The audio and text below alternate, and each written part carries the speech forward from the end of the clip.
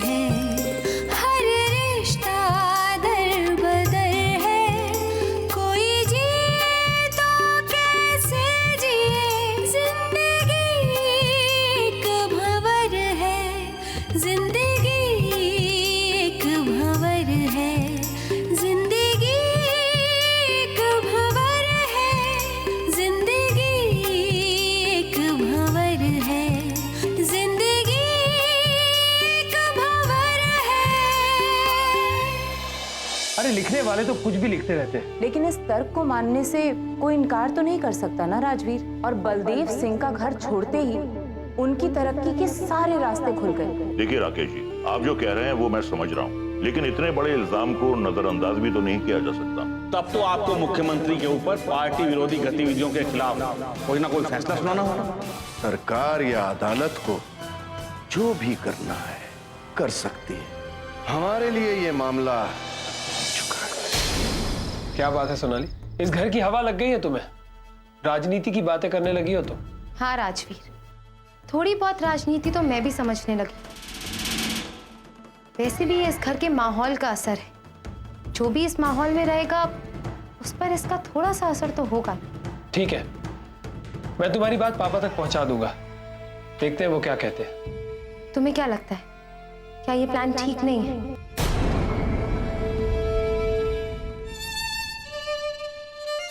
सोनाली, सबसे बड़ी बात तो ये है कि क्या हमारे चाहने से माँ घर वापस आ सकती है? क्योंकि अगर माँ यूं ही घर छोड़ के गई होती और कहीं और रह रही होती तो बात अलग थी। हम उन्हें आसानी से वापस ला सकते थे, लेकिन इस वक्त हमारे घर के और माँ के बीच राजनीति की बहुत बड़ी दीवार खड़ी है। राजवीर, हिम्मत और कोशिश से सब कुछ संभव किया जा सकता है, और समस्या चाहे जो भी हो समाधान निकल ही आता है। तुम्हें इस वक्त ये सोचना चाहिए कि माँ जी को इस घर में लाने के लिए क्या तरकीब लगाई जा सकती है और कौन इसकी वजह बन सकता है। एक बार मैंने रागिनी के जरिए कोशिश की थी, लेकिन वो कोशिश भी आधी अधूरी रह गई। तो शिद्दत से कोशिश कर, क्योंकि इस छोटी सी कामयाबी के पीछे बड़ी कामयाबी छुपी है।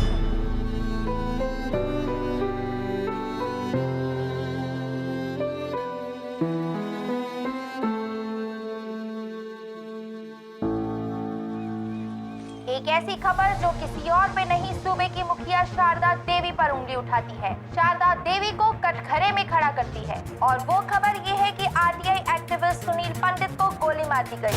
वही सुनील पंडित है जिन्होंने शंकर प्रसाद के कार्यकाल में 8,000 करोड़ की घोटाले की याचिका दायर की। बैठिए। भ्रष्टाचार को लेकर जनहित याचिका दायर की।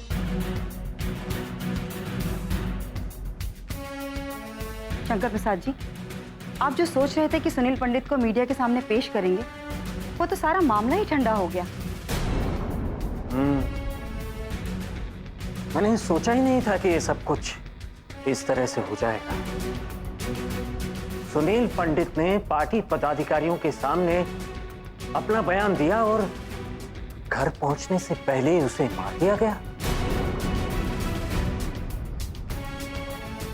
कौन हो सकता है इसके पीछे? किसका हाथ हो सकता है? सुनील पंडित ने शारदा देवी के राज खोला था, और सुनील पंडित के जिंदा रहने से शारदा देवी का नुकसान हो सकता है। ठीक कहते हो तुम। सुनील पंडित की बातों को मानने से सबसे पहले इनकार किया राकेश झा ने।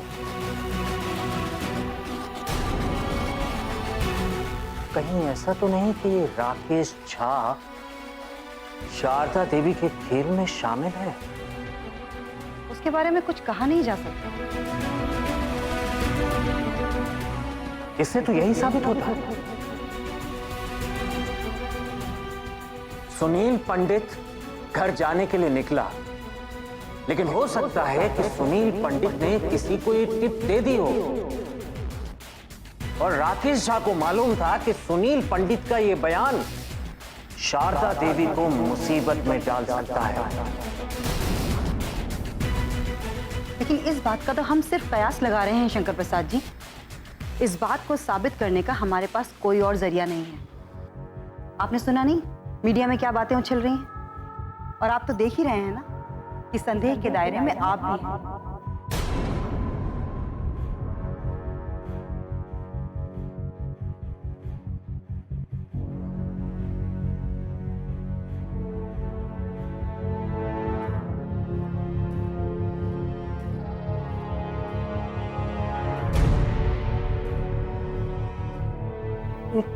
राकेश झा तो यही साबित करना चाहता था कि सुनील पंडित को पैसों का लालच देकर मैं झूठ बुलवा रहा हूं। और अब राकेश झा ये कहेंगे कि आपने सुनील पंडित को पैसे देकर झूठ तो बुलवा लिया, लेकिन आपको मालूम था कि ये बात कभी भी खुल सकती है। इसीलिए कहीं आपने ही तो पैसे देकर सुनील पंडित को मरवा नहीं दिया।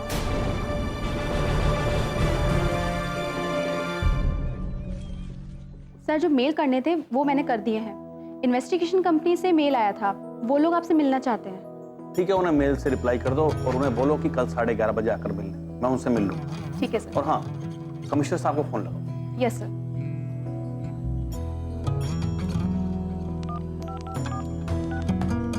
सर, मैं गृह मंत्रालय से बोल रही हूँ। गृह मंत्री जी आपसे कुछ बात करना चाहते हैं।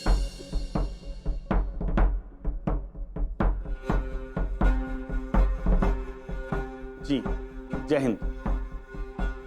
हाँ कहिए कमिश्नर साहब, सुनील पंडित के कातिला को सुराग मिला? देखिए, जुर्म रात के अंधेरे में हुआ था और जुर्म तो हमेशा रात के अंधेरे में ही होता है, लेकिन फिर भी ऐसे मामलों में हमें ज्यादा ध्यान देना होता है। मैं चाहता हूं कि जल्द से जल्द सुनील पंडित का कातिल गिरफ्तार हो ताकि ये मामला खुलकर सामने आए। आपको तो मालूम ही है कि सुनील पंडित के कत्ल ने राजनीतिक गलियारों में हलचल मचा दी। हाँ, मैं यही उम्मीद करता हूं कि आप जल्द से जल्द इस गुत्थी को सुलझाएंगे। धन्यवाद। जय हिंद। नमस्कार। आइए देवव्रत जी। सुनील पंडित के कातिलों का कुछ पता चला? मैं अभी अभी कमिश्नर साहब से ही बात कर रहा था। ये हमारे लिए सबसे ज्यादा जरूरी है। सुनील पंडित के कातिल का पता चले और राजनीतिक साजिश का पर्दाफाश हो।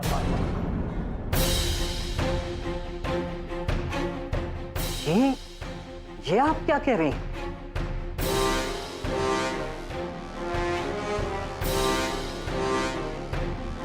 ये मैं नहीं कह रही हूं शंकर प्रसाद जी, ये राकेश झा के तर्क होंगे।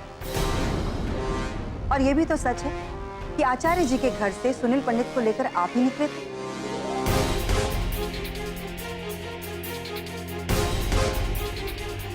हाँ, ये तो सच है, लेकिन इसका मतलब ये तो नहीं है कि सुनील पंडित के कत्ल के पीछे मेरा हाथ है।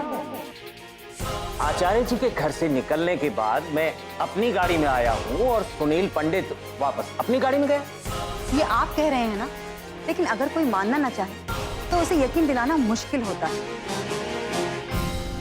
और वैसे भी राकेश झा शारदा देवी के समर्थन में, तो जाहिर सी बात है वो तो आपको ही कटघरे में खड़ा करना चाहता है।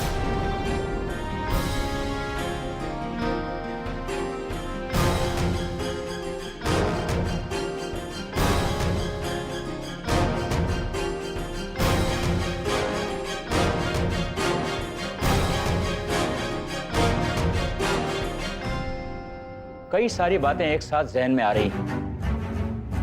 क्या सुनील पंडित सच बोल रहा था? क्या ऐसा हो सकता है कि शारदा देवी ने ही सुनील पंडित से यह कहा हो कि वो जनहित याचिका दायर करे? आप क्या कह रहे हैं देवव्रत जी?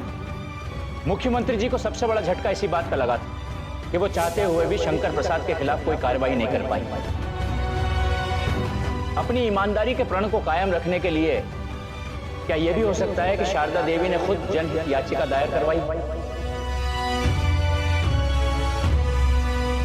अगर ऐसा है तो हम ये भी नहीं कह सकते कि सुनील पंडित के कत्ल के पीछे मुख्यमंत्री जी का हाथ हो सकता है।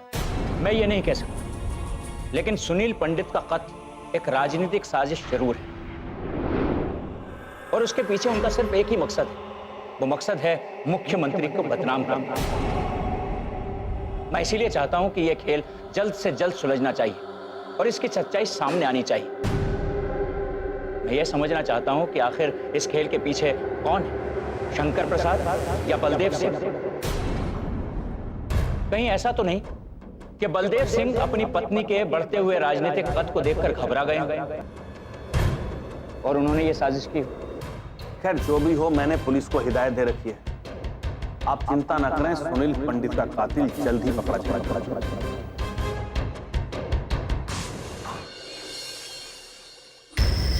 हाँ दीदी, ये खबर मैंने भी सुनी है, लेकिन इस खबर के पीछे की सच्चाई क्या है ये मुझे भी नहीं मालूम।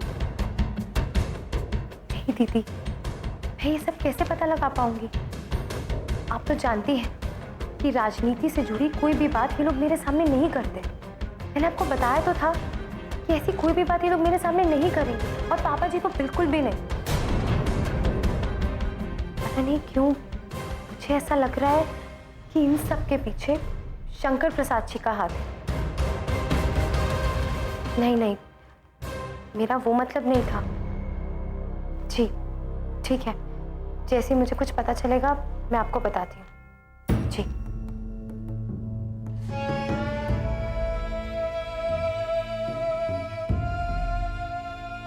सोनाली, क्या बात है, क्या हुआ? ये मैं क्या सुन रही हूँ राजवीर? जब से माँ जी मुख्यमंत्री बनी है, सरकार पर कोई ना कोई इल्जाम लगा रहा है। और मैंने न्यूज़ में देखा, जिसने याचिका दायर की है उसे ही गोली से मार दिया। सोनाली, ये सब राजनीति की बातें तुम नहीं समझो। फिलहाल ये हमारे लिए अच्छा ही है। हमारे लिए कैसे अच्छा होगा? देखो, माँ पे इल्जाम लगे, पार्टी में एक विद्रोह होगा और फिर हमें माँ को घर वापस लाने में आसानी होगी। सोनाली, मैंने तुम्हें पहले भी समझाया था कि मैं तुमसे बहुत प्यार करता हूं, लेकिन रागिनी को खुश करने के लिए कभी कभी मुझे तुम्हारे साथ बेरुखी से भी पेश आना पड़ सकता है। लेकिन एक बात याद रखना, ये सब कुछ एक नाटक है। लेकिन तुम सोच क्या रहे हो? सोनाली, सच बात तो यह है कि जब से माँ राजनीति में आई है, पापा के कदम राजनीति से उखड़ चुके हैं, और अगर उनके पैरों को राजनीति में फिर से जमाना है तो माँ का सहारा तो लेना ही पड़ेगा।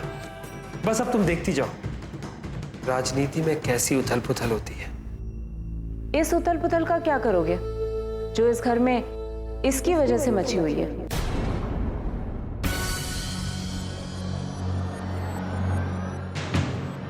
तुम मुझे दोषी ठहरा रही हो? अगर इस घर से इतना ही लगाव है तो चली क्यों नहीं जाती इस घर से? क्योंकि तुम अगर जाओगी ना तो खुद ब खुद शांति आ जाएगी।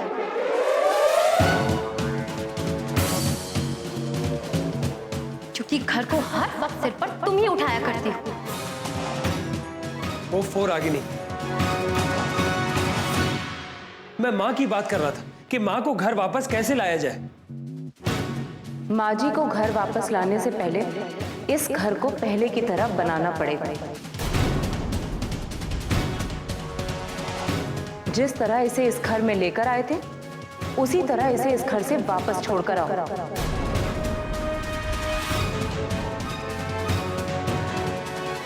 उसके बाद माँ जी के बारे में सोचना।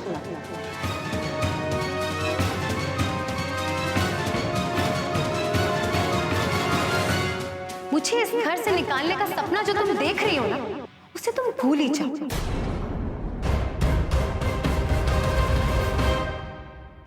देखो रागिनी, वक्त के साथ साथ थोड़ा समझदारी से भी काम लेना चाहिए। हर समस्या पे एक साथ बात नहीं की जा सकती।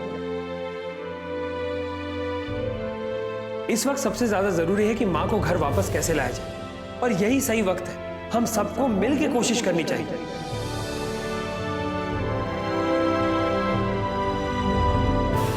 हमें तो नहीं लगता कि जब तक ये इस घर में रहेगी, माँ जी को कोई भी वापस ला सकता है। वो सब मैं बाद में देख लूंगा। अभी तुम चलो मेरे साथ, चलो मेरे साथ।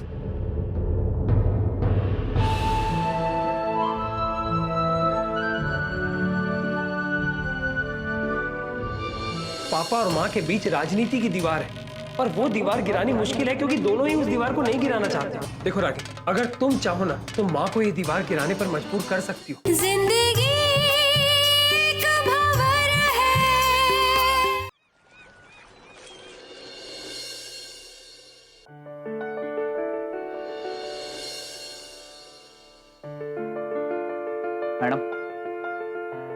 मैडम आप चिंता मत कीजिए।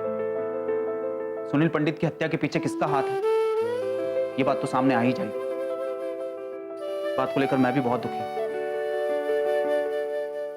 लगातार सवाल उठ रहे हैं और हमारे पास एक भी सवाल के जवाब नहीं है। मैडम हमें तो एक ही बात सोचकर चलनी है, और मैंने तो सोच लिया है कि मैं अगर काम करूंगा तो बड़े आदर्शों के साथ।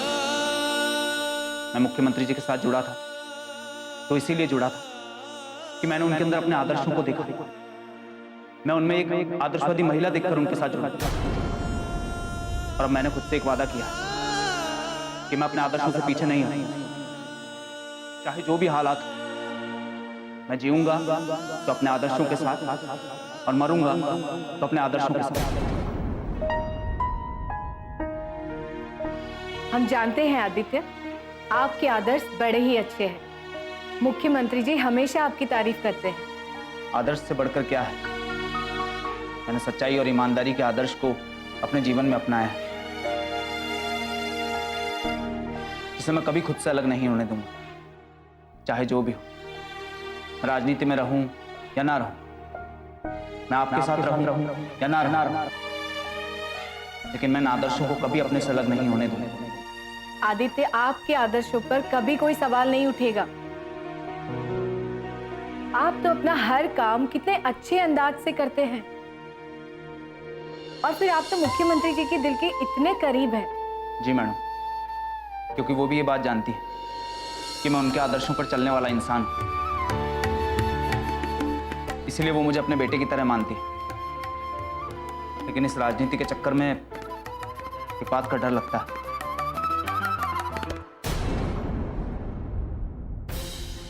वो क्या? अब किस बात का डर है? आप तो इस राजनीति को देख ही रही हैं, जहां मुख्यमंत्री जी के ऊपर उंगलियां उठाई जा सकती हैं, तो वहां मुझ पर क्यों नहीं उठाई जा सकती?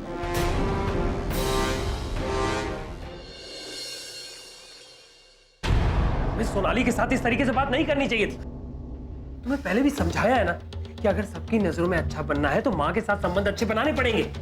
सिर्फ हमारे चाहने से कुछ नहीं होगा राजवीर, और सोनाली का जो दिमाग खराब किया है ना, वो किसी और ने नहीं, सिर्फ तुमने किया है। मैं जानता हूँ कि मुझसे भूल हुई है, लेकिन मुझे मेरी भूल सुधारने का मौका तो मिले। पापा तो इस मुद्दे को उठाना ही नहीं चाहते। तुम तीनों की वजह से ना आज हमारी यह हालत है।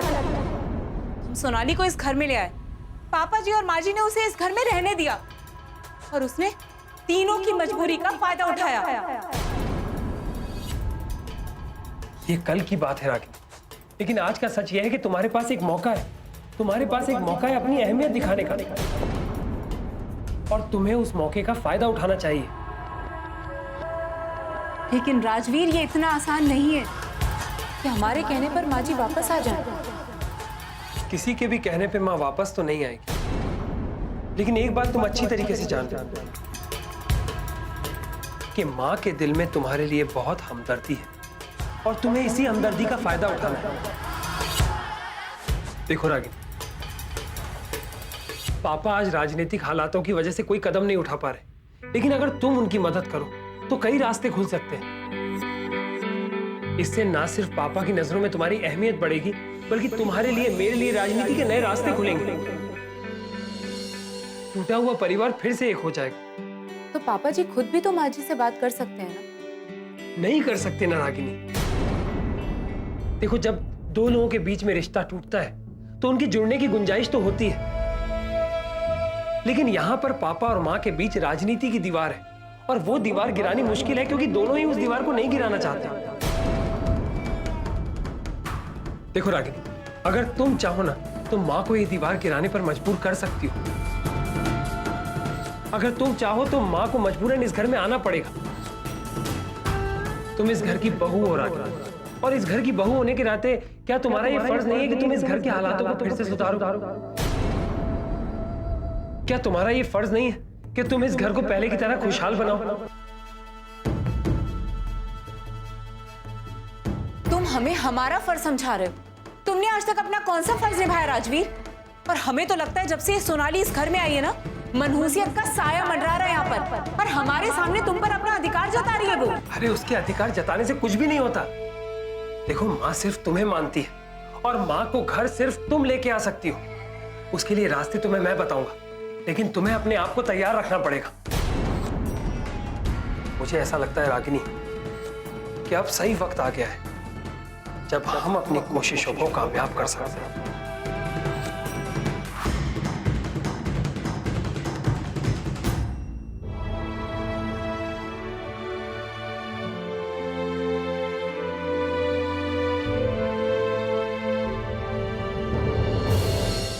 यही कयास लगाया जा रहा है ना कि मैं शारदा की छवि अच्छी बनाने की कोशिश कर रहा हूं और उस पार्टी की छवि बिगाड़ने की कोशिश कर रहा हूं। जिंदगी एक भंवर है। सब लोगों को पता है कि मैं मुख्यमंत्री जी के कितने करीब हूं, इसलिए कुछ लोगों को ये बात रास नहीं आ रही है। अब आप मुख्यमंत्री जी के करीब ही नहीं, हमारे भी करीब हैं। और सभी जानते हैं कि अब आप मुख्यमंत्री जी का काम नहीं देख रहे, अब आप हमारा भी काम देख रहे हैं। मैडम सच कहूं तो मेरे लिए बहुत बड़ी उपलब्धि है कि आपने मुझे अपने साथ रखा, अपने साथ काम करने के लिए मौका दिया। लेकिन मैडम बस एक ही बात का डर लग रहा है कि जिन लोगों को ये बात रास नहीं आ रही है, अगर उन्होंने साजिश रच के मुझे गलत साबित कर दिया तो तब तो मैं सबकी नजर में गलत साबित हो जाऊंगा। मैडम ये बात मुझसे बिल्कुल बर्दाश्त नहीं होगी। नहीं नहीं, आप ऐसे परेशान मत होइए। देखिए, ईमानदारी के रास्ते पर चलते चलते कभी ठोकर लग जाती है, रास्ते पर पत्थर होते हैं। अब उन पत्थरों को देखकर घबरा जाएंगे और ईमानदारी का रास्ता छोड़ देंगे तो कैसे चलेगा? मैडम मैं दुनिया की नजर में बुरा बन जाऊं तो बन जाऊं, लेकिन आपकी और माँ जी की नजरों में मैं बुरा नहीं बनना चाहता। वो दिन कभी नहीं आएगा आदित्य, आप परेशान मत होइए, निश्चिंत रहिए। राजनीति एक शतरंज की तरह है बेटा, जिसमें अपनी चालों से ज्यादा दूसरे की चाल पर नजर रखा जाता है। उनकी चालों को समझने की कोशिश की जाती है और जो ये चालें समझ जाता है वो राजनीति में कामयाब होता है। आप ठीक कह रहे हैं सर। अभी हाल फिलहाल में हुई घटनाओं में जनता जनार्दन पार्टी पे कई तरह के कयास लगाए जा रहे हैं। सही बात है पापा, लोग कई तरह की बातें कर रहे हैं और हर बात के साथ आपका नाम जोड़ रहे हैं।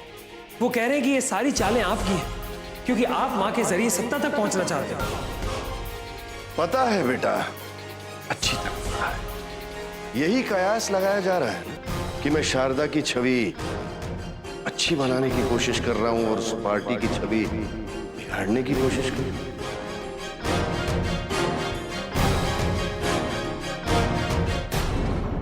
आप मेरी तरफ से पार्टी अध्यक्ष और महासचिव जी को एक पत्र लिखिए। उसमें लिखिए, पुलिस को छानबीन के लिए इंस्ट्रक्शंस तो दिए गए हैं, लेकिन पार्टी भी अपने सूत्रों के जरिए सच्चाई की तह तक पहुंचने की कोशिश करे, क्योंकि जो इल्जाम मुझ पर लगा है उसका खुलासा होना बहुत जरूरी है। कि शारदा देवी को ठिकाने लगाने के लिए क्या हम रागिनी का इस्तेमाल कर सकते हैं?